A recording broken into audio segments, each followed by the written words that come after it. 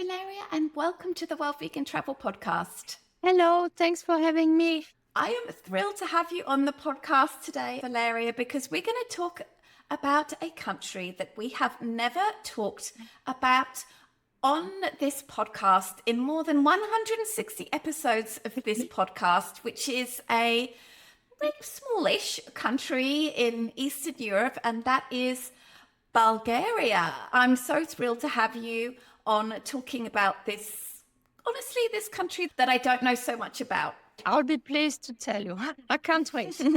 Fabulous, fabulous.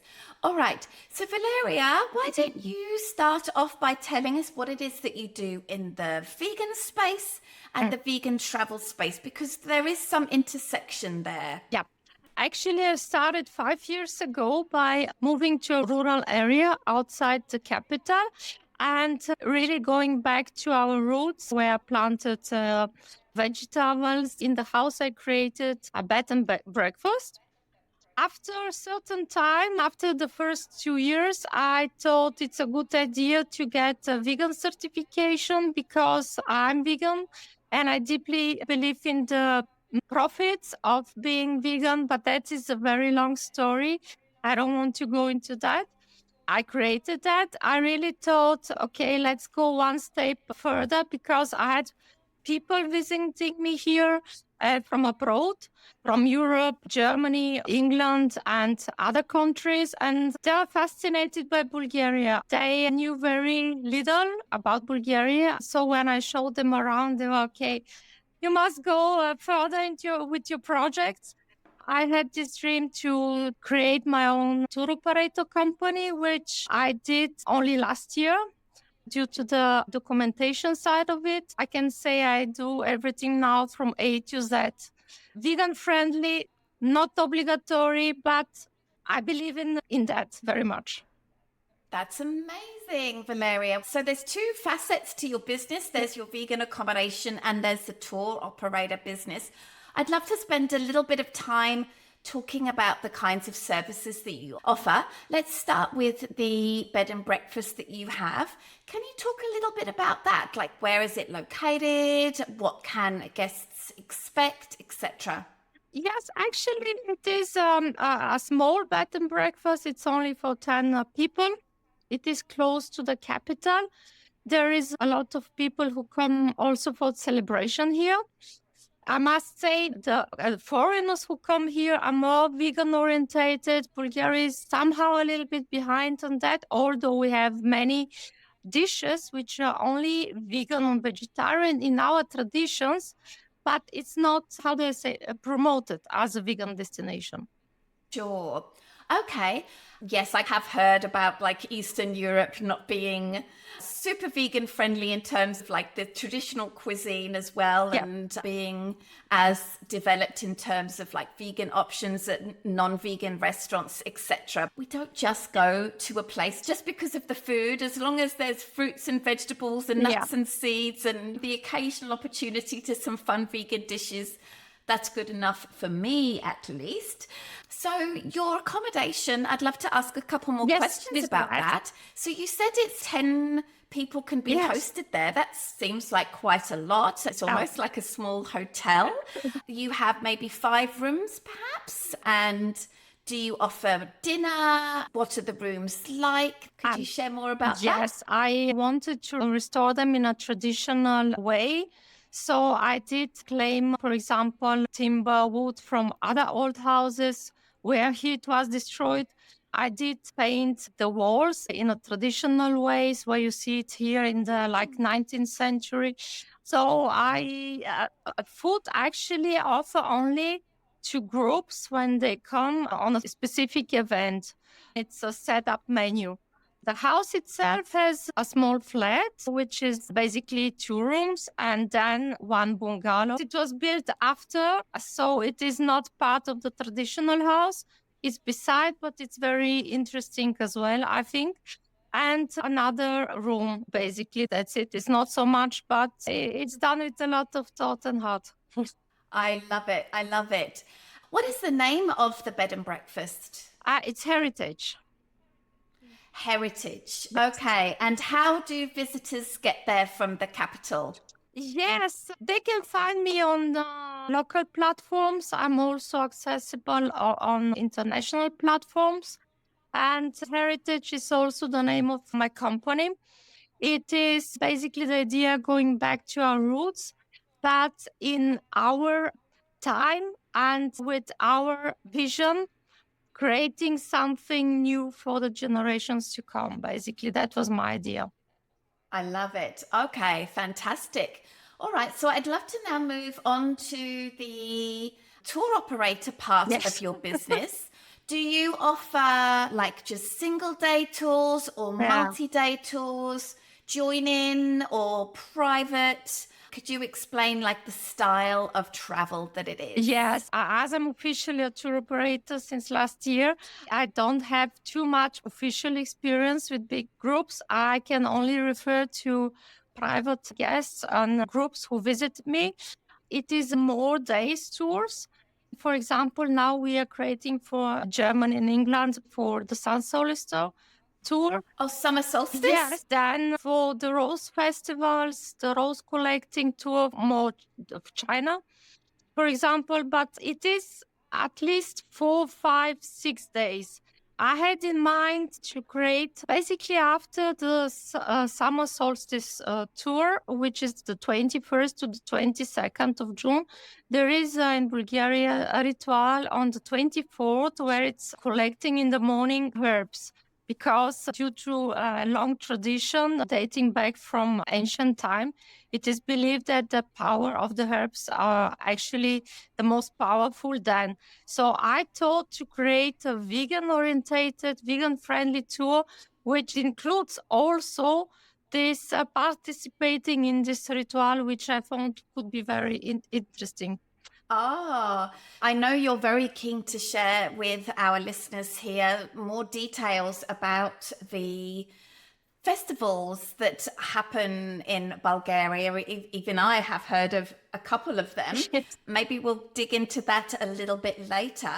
But first of all, I would love to talk with you about Bulgaria, just very generally. I'm sure not so many people who are listening to this podcast know a lot about Bulgaria. We probably need to be a little bit oriented with that. So why don't you just give us a real sort of general overview? Where is Bulgaria? What's the capital city? How many people live there, etc.? As you mentioned, it is in Eastern Europe. It's a small country, but exactly what is interesting in such a small country, we have the Black Sea, we have high mountains. So basically the biodiversity is very important. You can really experience a huge variety in undiscovered nature, basically. Interesting. That's so interesting. Well, talking about getting around, how do people normally come to Bulgaria? What are the connections from outside of the country into Bulgaria? And then how do people generally get around, like public transportation, or do they need a car? For example, I'm pretty sure that there are no direct flights to Bulgaria from Vancouver, the city close to where I live. I can't say this exactly from Vancouver. My husband is from South Africa and his father travels directly over Dubai. But anyway, I don't know from Canada, as I said. I know from the UK we have, I think it was 5 flights a day from London. There is flights to Bristol also and to the north, but from London, I think it was recently 5 flights. Then, of course, Germany or Istanbul, because Istanbul is a big hub which is connecting to the other continents. I would say inside for Bulgaria, you do need a car because if you want to explore and stop to small places, you really want to be independent, and renting a car is not very expensive. I would highly recommend to do so. Okay. So a car is helpful if you want to get out into nature. I mean, that usually is the case even in Europe where public transportation is pretty good. Usually you do need a car to get out into nature. So a question I have is, you mentioned flights, but does Bulgaria have a train system, and can people enter from other countries into Bulgaria by train or maybe by bus? And, by train, they are trying to, I found that very interesting to redo the Orient Express from Vienna to Istanbul. And I think I did it last year, but I'm not quite exactly sure. You could do also boat over the Danube from Vienna. There are nice tours, Vienna, Budapest, and here to the Black Sea. Ah, okay. So I think the river that you're referring to is the Danube. Yes, the Danube, yes. I have done a river tour of the Danube, but finishing in Budapest, I love it. Okay, yeah, that's always fun. I think a lot of people, they like to travel to several of these Eastern European countries in one trip. So it's always nice knowing how they can connect with each other, like through land-based means. Okay. So I'd love to talk to you about the capital city in terms of like how many people live there and what it's like to visit there and some must-see sites. That is a very good question. I would say it is very interesting. I'm attracted to ancient history, and now they discovered underneath of Sofia, and it's open to visitors, the ancient ruins. When they started digging for the metro, from that point of view, I mean, before that, they were not visible. Also, it's interesting to mention that people who come here, they are very impressed by the mineral waters that are actually freely running in the capital, in the city center. So you go with your bottle and you fill up, which you can't, it's very rarely to see, especially in Western Europe. I don't know for other places. Very interesting to mention is that we have churches, which I think the ancient one is dating even from the 3rd century. I mean, one of the churches is the Bujano Church. It's in the UNESCO World Heritage for the frescoes, yes, which precede by 1 century the frescoes of the Renaissance in Italy. So it is interesting. Wow. I live on a street which is close to that. And when the American president came a long time ago, let's say 20 years ago, he was literally going to that church because of that. So that was interesting because he passed in front of my house. Yeah. Ah, okay. I have the impression that in Eastern Europe, churches are a big reason to go because they're just so beautiful. What is the main religion in Bulgaria? Orthodox. So Orthodox. Christians. I have to mention, although, that when you, not for Sofia in general, but when you go outside Sofia in rural Bulgaria, basically churches date from 6000 BC. So dating back to paganism and when Thracian civilization was thriving. Sure. All right. So we've got beautiful churches and, by the sounds of it, incredible history in Sofia. Could you talk, maybe, are there some interesting museums or interesting parks or other interesting places that might be of interest to visitors? Of course, there is the archaeological museum in the city center, but also outside the city center. I would not say parks are such big to walk on, but I definitely recommend, maybe if you're coming to Bulgaria, to pass at least 1 day in Sofia. What is the weather like in Sofia and maybe Bulgaria generally? Are the winters very cold or is summer extremely hot? Yes. When's the best time to come? And I would say maybe from April to November, October, November, yeah. Okay. But as you mentioned, yes, lately especially, the summers are very hot. Last summer, in end of July, beginning of August, it was really not recommended. I see. Yeah. I think because Bulgaria is in the middle of the continent, it can get really hot in the summer. So yeah, I think spring or autumn sound like lovely times to visit for sure. So leaving the capital city now, I'm wondering if you might share with our listeners like the main sort of regions of Bulgaria and the interesting things that there are to do in each of those different regions. Yes, I can summarize it accordingly to what I think because you can summarize it geographically by interest. I would say we have the highest mountain. It's very known, the Seven River Lakes. Every summer, people are gathering because Bulgaria is known for spirituality since ancient times.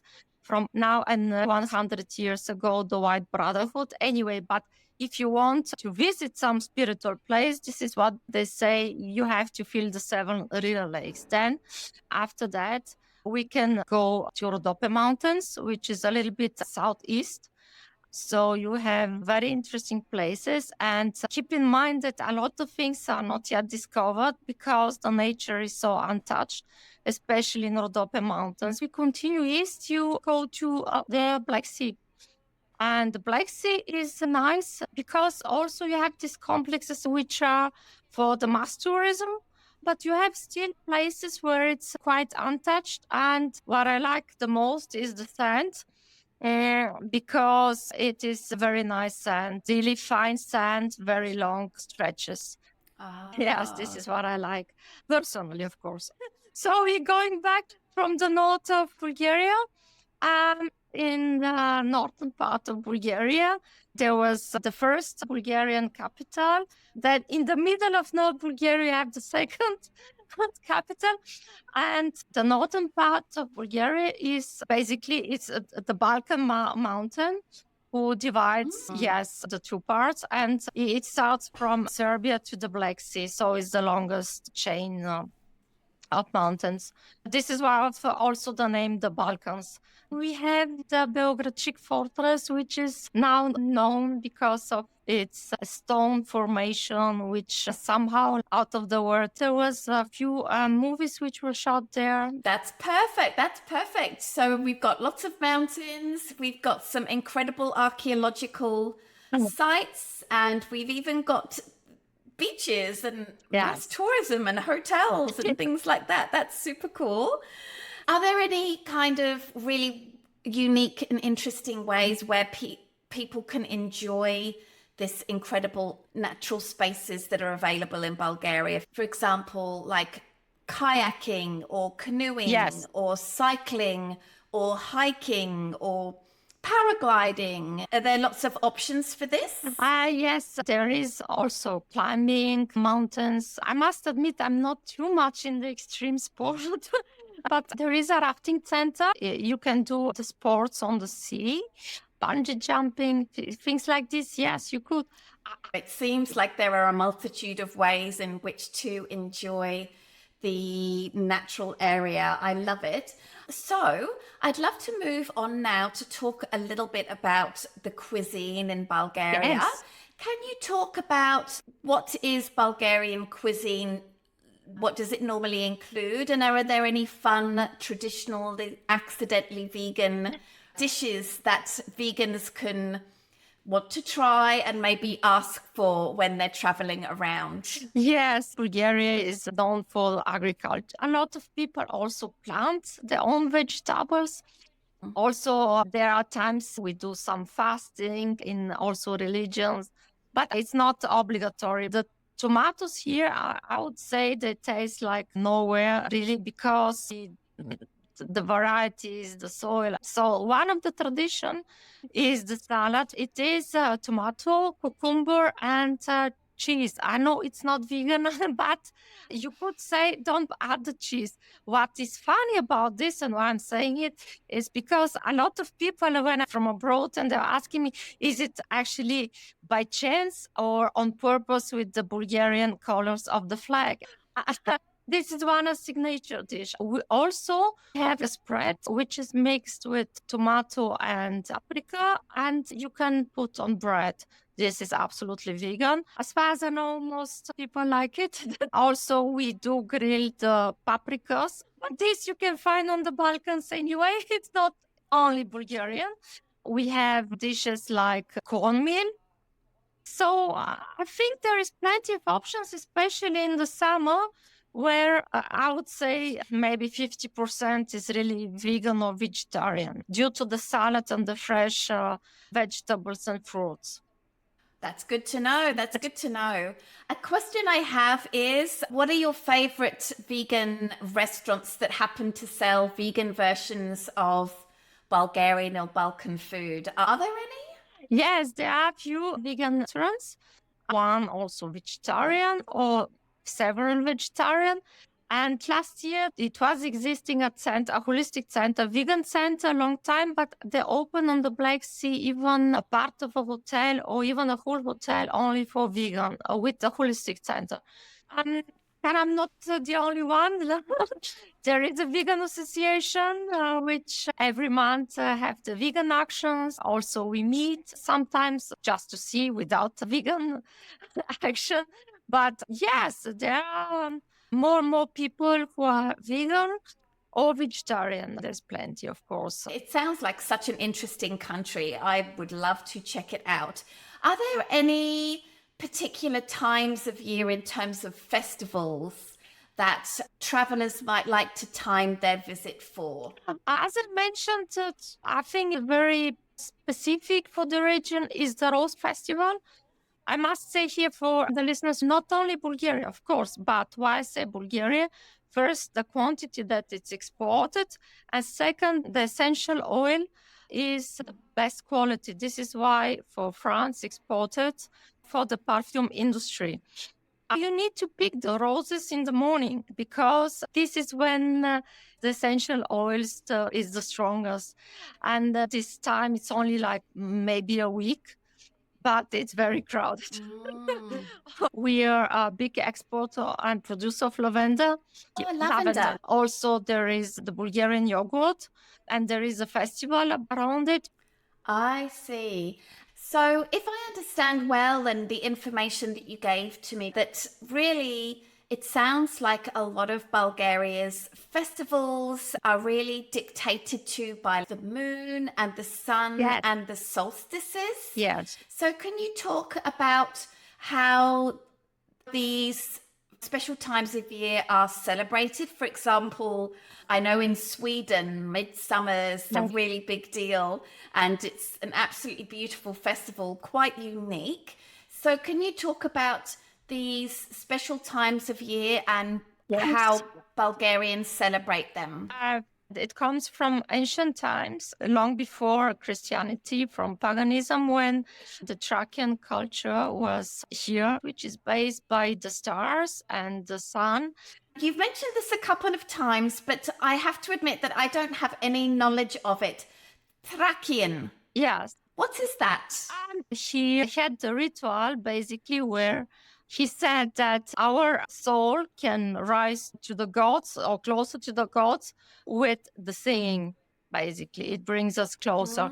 That one notable Thracian soldier is Spartacus. He rose against the Roman Empire. Right. Yes. For example, our city in the Black Sea, Varna, has the oldest gold in the world. The civilization, which was located around the Varna region. So you can see it in the Museum of Varna. It is a very old civilization with a lot of history. Going back to the sun, they had the observation. And you can see it in the mountain, but in a rock formation. You can see a small like niche or like a hole where the sun would pass exactly on the 21st, for example, at that time. We don't exactly know how they were celebrated then. And a lot of things that we celebrate now, we cannot say is from this time or so on. But for example, midsummer, as you mentioned, yes, it's quite big. It's exactly on the 24th. I don't know why. 2 days actually after in the morning, exactly when the sun goes up. So you have to go and collect herbs because they say it is then when the herbs have the most power. You need to collect 77 and a half herbs, but that is another thing. Beforehand, I forgot to mention, in the evening, there were bonfires lit. And in the morning, after the collecting of herbs, women also in traditional dresses, they jump on like a ring done from herbs. That does sound interesting. And what about in the winter solstice? Is there anything special there? Yes and no, because it's not celebrated anymore.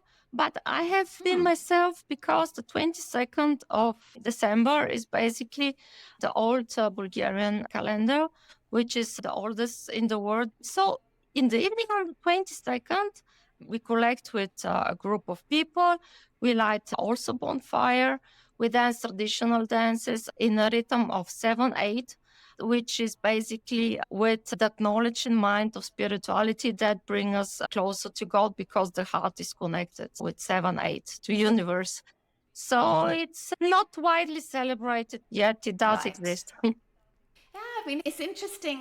Bulgaria seems to be really a place for just people interested in history and culture Yes. and enjoying the place. But then there's also this sanctuaries Similar. where they've got like these pyramids and all of these incredible monuments, which obviously were built to worship their gods at the time. And there's just so many of them, like 60,000 or so. Yes, Is but that they right? we don't know exactly where they are, because we have mountains and forests, and not everything is accessible. There is the Thracian Kings Valley also. The warriors, when they died, they were put in a grave, in a tumulus, basically in a small pyramid, you can imagine. They believed in afterlife. Yes, one of those is also UNESCO World Heritage. But it's interesting because there are so many. That's amazing. All right. So, Valeria, I want to thank you so much for taking this time to share so much about this little visited country. I know I really would love to go and check it out. Perhaps if people are listening to this and they like the idea of coming to Bulgaria and would like to use your services as a tour operator, or to check out your beautiful bed and breakfast accommodation, can you give us the URLs and the social media handles that will help them to do that? Yes, it is heritagetours.bg. I have also TikTok, Instagram, Facebook with heritage tours. And the bed and breakfast is only heritage, but I add more now on the tour side of it. I have some small videos on TikTok, etc. I love it. I love it. Thank you, Valeria. Thank Thank you you so so much for much. taking the time to chat with us. Thank you so much for having me.